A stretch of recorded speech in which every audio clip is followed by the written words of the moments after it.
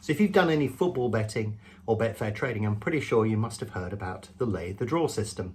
Been around for a little while, but I bet you're not familiar with where it actually came from and its origins and the recommendations that were made from the person that originally invented or at least popularized it. But also, when I first came across this, I did some work to actually try and understand which matches would be more suitable for this type of an approach. So if you're interested in learning all about that, then just watch the rest of this video. If you're interested in learning more about Betangel and what it can do, then visit our website, but also visit the Academy where you can get more detailed, structured content. You can also visit our forum where you can speak to like-minded people and download additional content. And of course, you can visit our website to download a free trial of the cutting-edge software that will completely transform your betting and trading. So Lay the Draw hit our screens in 2004. It appeared on a website called Bet You Win, which was run by Team Task Marketing, and it actually wasn't called a Lay the Draw system or anything like that. It was called the Football Cash Generator. And the pitch was basically all you needed to do was watch the TV and do a couple of little things, and you could earn £500 to £1,000 per week. All you needed to do was buy that ebook, download the instructions, and away that you would go. And when you actually went onto that website, you could download and buy the product, which would come in the form of a PDF, and then you could go off and obviously make your fortune. But yeah, the Football Cash Generator was the start of the Lay the Draw sort of hype and mania. And it's funny because when you look at where the origins of this were, it's sort of amazing to see how long this particular system has been running and how popularized it has become, because you look at everybody's got a little bit of advice about it. But fundamentally speaking, the origins were on a marketing website way back in 2004. So if you browse the Bet You Win website, which you can't do now, but you could do back then, which I'm going to do for you because I've got screenshots of it, you can see this as a typical system seller site, massive claims and lifestyle choices and, monetary values and making things look much simpler than they are and so on. And also there are lots of links to other systems as well. And this was very common back in the day, because what you would do is you'd create a product or a system, you just knock it up on a PDF file, and then you would offer it to be downloaded. The Football Cash Generator retailed for £149, so not a small amount of money. And generally what would happen with these websites is they would link up with other websites promoting other systems, and they would affiliate them and cut them in on the deal in return for them promoting you. So there are a whole load of these types of websites offering lots of different systems, because obviously people are hungry for this sort of stuff. And then they would just cross-fertilize that business left, right, and center. And that was how they got publicity and traction within the market. And it was very successful, because one day when I was browsing the website, I just typed in /admin, hit enter, and there was the entire customer database at the back end telling you all of the sales that they'd made and all of those details. A pretty shocking breach of privacy. But what that data showed me back then, this was back in 2006, I think, when I saw that, was that in 2 years they'd sold £220,000 worth of goods and paid about 60 grand to affiliates. So this was a particularly good deal for the person that created the system, but maybe not so much for the people that were using it. So exactly how did the system work? And what were the key components of it? Well, I thought, let's put a modern spin on it. So I trained a chatbot on the actual PDF file of the Football Cash Generator, and I thought I'd ask it some questions to give you those salient points. So I thought the most logical thing to ask it to start with is, what is the Football Cash Generator? Give me 5 simple steps to using this system. I suggest you pause the video if you want to read this in great detail. I'm not going to stop and read it through for you. So we know the basics of the system, but what about exiting? We know we have to lay the draw, but at what point should we actually get out of the market, and what sort of rules should we follow in order to exit the market? So you can see here, it's had a look through the document and given us a number of suggestions in terms of where it would typically place an exit order. So of course, as I've said in other videos, a strategy is one thing, but you need to find a market to put it into. So I also asked it, what market should we actually be putting this strategy into? And you can see it's come up with a number of selections. And one of the interesting ones is this concept of a range of odds that it should be active in. Now, because it came up with this odds range concept, I asked it to explain that in a bit more depth as well. So in this answer, it's actually giving you a definition of what the author felt was a reasonable range of odds for you to deploy this strategy. So the original system also included an insurance bet, and that was designed to cover you in case the match ended 0-0 and that ruined your initial bet. So yeah, I asked it about insurance and whether I should use that on every game or not. And this was the answer that it gave. So to round off this particular set of questions, I just said to it, give me a set of rules. And this is what it's done. It's basically broken it down into some simple steps.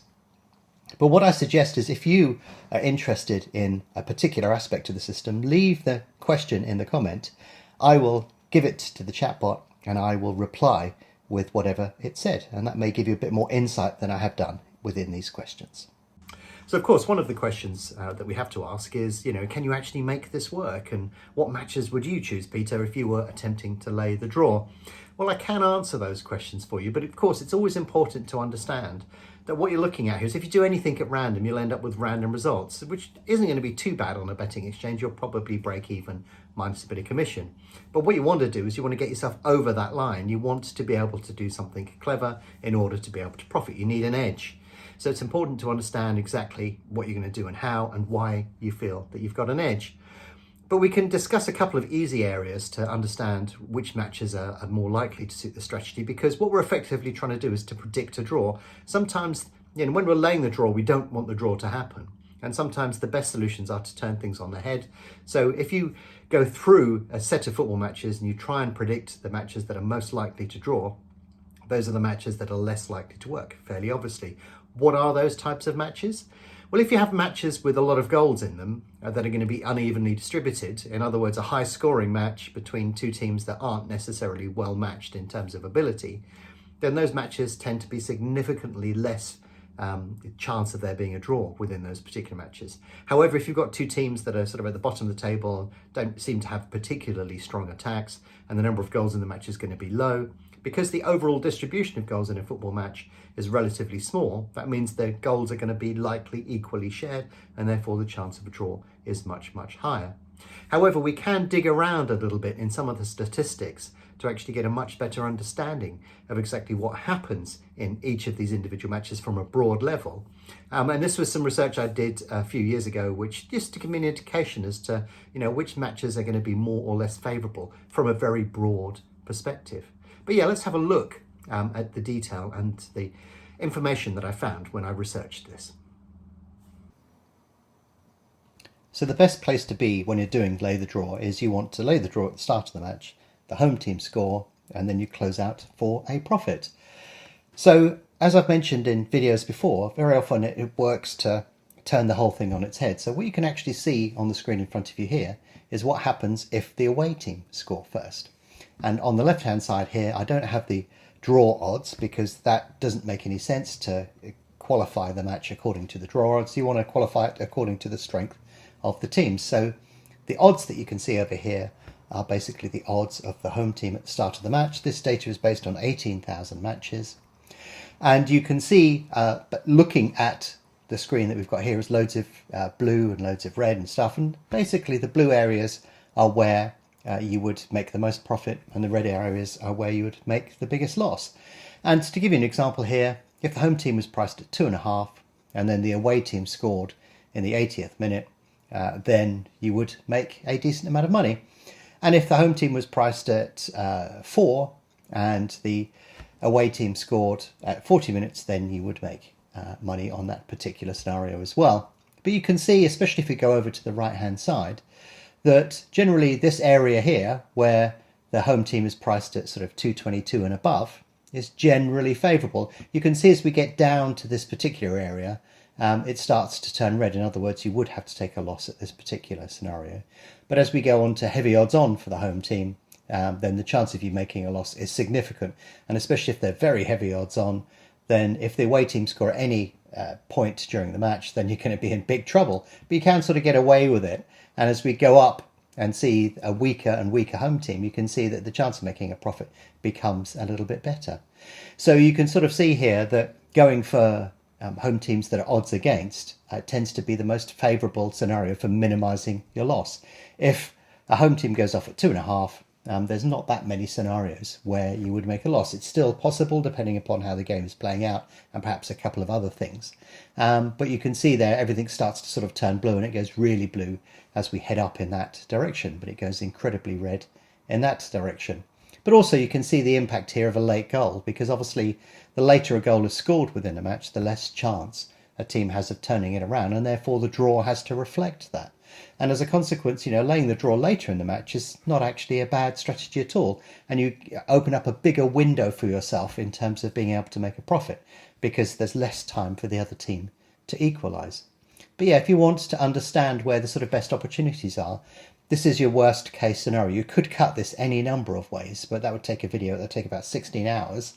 So what I've done here is I've shown you what happens if the away team scores first, based upon the odds of the home team. And this sort of gives you your worst case scenario, and therefore indicates the best place that you can be if you want to lay the draw.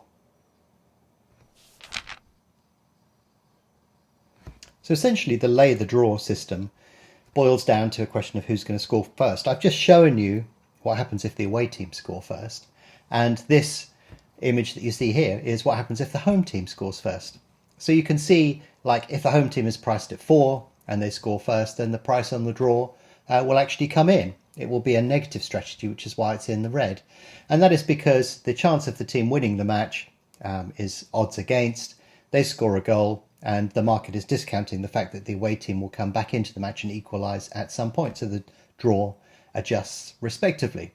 So it'd be great if you could actually find odds-on matches where the home team scores first, but if you've seen my other videos, you will know that you'll be surprised how frequently away teams score. They score much more frequently than they should do. However, when we look at the market, you can see that this sweet spot reappears at around this particular level, where if you've got a team that's slightly odds against, then it's quite likely that when that first goal goes in, it's not going to be particularly that negative. So, there are scenarios that you begin to see are sort of unpeeling when you look at this data that help you understand a bit better as to where you should put your particular trade in. But fundamentally speaking, it does sort of boil down a bit to who is likely to score first, and I have done a video on that as well. But hopefully both these two slides will give you a much better idea of sort of what risk you're taking and where you really need to be in the market. So hopefully in this video I've been able to give you some backgrounds to where this system started. It's been incredibly popular over a large number of years, and that's generally because you can find a number of matches where this is likely to work. It's a high strike rate strategy, and that's why you see it's become popular and people have talked about it endlessly for a number of years.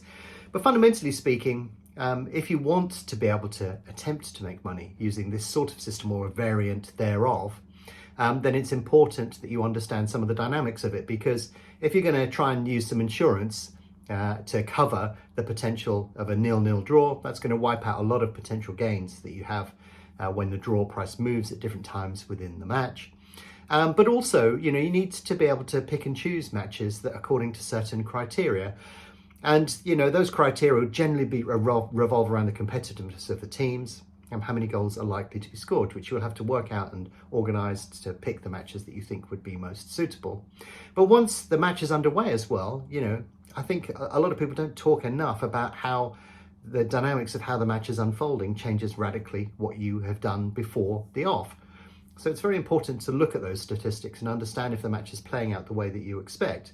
But hopefully what I've done in this video here is given you a bit of a hint as to where you should be looking and what you should be doing, but also the bizarre origins of the lay the draw strategy.